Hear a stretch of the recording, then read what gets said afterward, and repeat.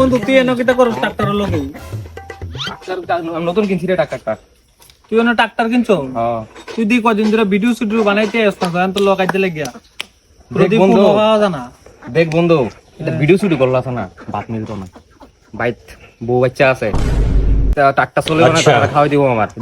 Video করলে ভাত মিলবো রে। হ্যাঁ ठीक है। কই যা ভিডিও শুট বন্ধ কর, আমার লগে আমার মতো ট্রাক্টর কিন, বুম বুম বুম বুম কইরা চলা, বুঝিস নি? এটা ভিডিও শুট করলে ভাত মিলতো না, টিয়া পয়সা ফাস না ভিউ যায় ভিডিওর ভিতরে।